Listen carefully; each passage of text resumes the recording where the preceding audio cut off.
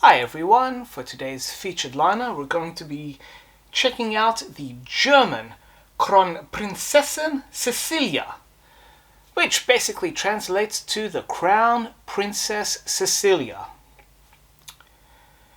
This ship was the last of the German four-funneled transatlantic Greyhounds. In 1897, the Kaiser Wilhelm the Grosser, aka the Kaiser Wilhelm the Great, entered service and made a splash with its visual style because it had not two, not three, but four funnels. And suddenly, every ocean liner, the latest and the greatest and the biggest, had to have four funnels. With the Germans, they also went one step further and added a third mast because why not? Even though it was utterly redundant.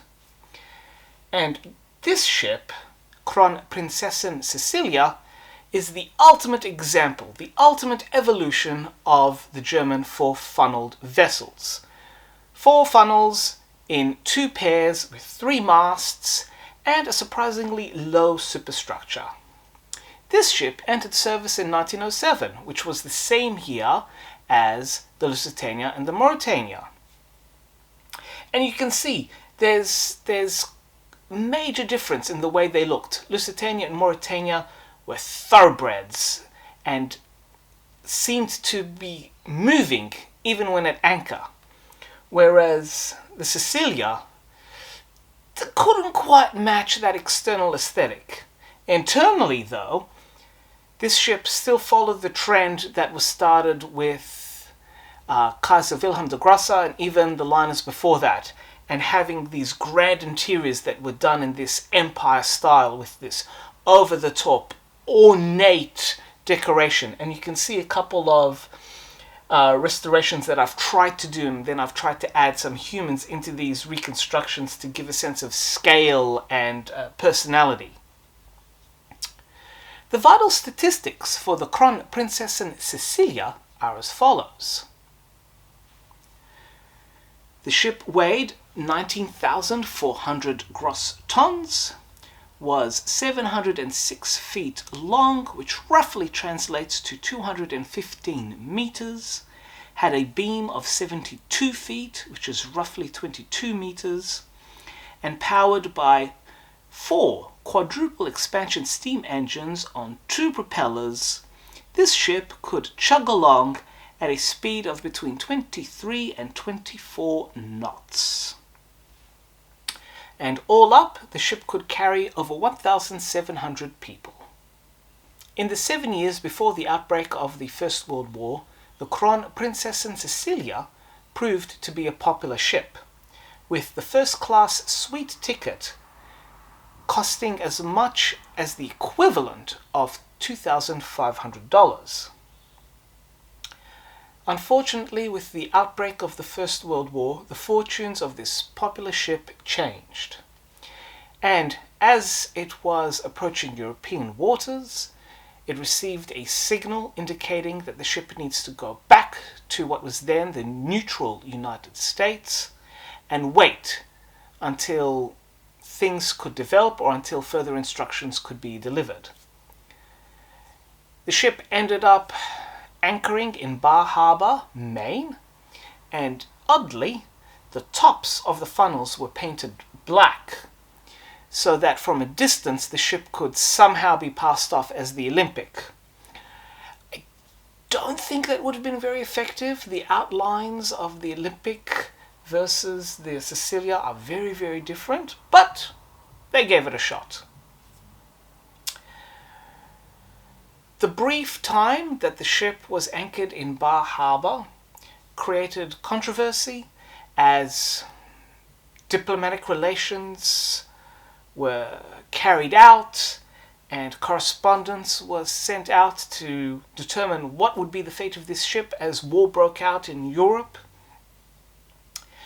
And this period of time also led to a novel, being a romance novel rather, being written about this episode.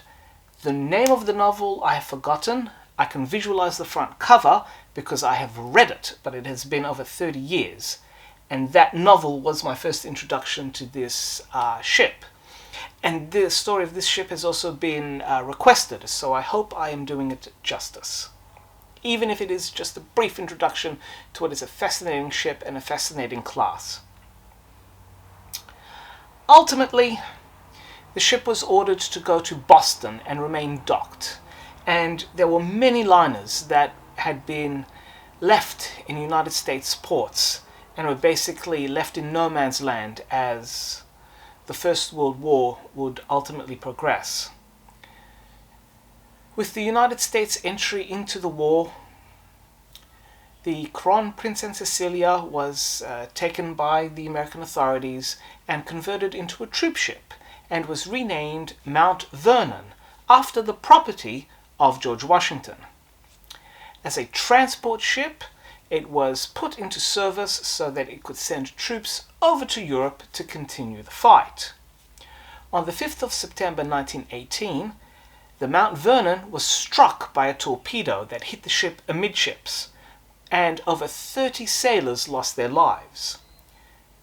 Due partly to compartmentalization, but also to the excellent damage control discipline and actions of the crew, the ship was saved and was able to return to port under its own power and was repaired. At the cessation of the First World War, the ship was transferred to the Army and became the USAT, United States Armed Transport, Mount Vernon, and would do repatriation voyages from Europe back to the United States. And then together with its former fleet mates, would essentially be laid up in reserve.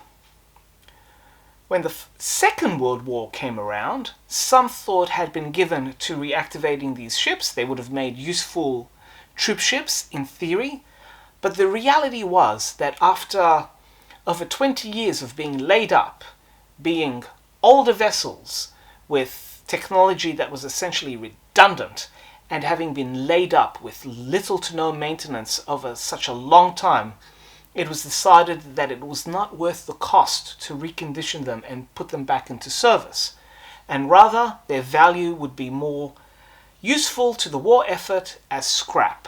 And so this beautiful ship, named after a beautiful crown princess, was sent to the scrapyard. A sad, ignominious end to a ship that had entered service in a very different era with such an aura of glory and ornate decoration. The story of the Cecilie and most of the other German greyhounds tends to sit in the background. The Kaiser Wilhelm de Gross tends to take most of the focus because it was such a groundbreaking ship. However, for those of you interested in learning more about the Cecilie and about some of the other German full-funneled greyhounds, the one book that I can recommend to you is this one by Les Streeter, The German Greyhounds. And this book covers them all: the Kaiser Wilhelm de Grosse, the fascinating and ever-troubled Deutschland, Kronprinz Wilhelm, Kaiser Wilhelm II, and of course today's ship, the Kronprinzessin Cecilie. This book is a fantastic study of all of these ships and plenty of photos to look at, and you can also especially appreciate the ornate interiors of these vessels. Please check out these ships. The North Atlantic is so much more than just the famous ships. There are so many other vessels that were involved, not just on the North Atlantic, but on other oceans that are worth studying, learning, and reading about. And the Kronprinzessin Cecilie is just one of these. So please, do go check them out.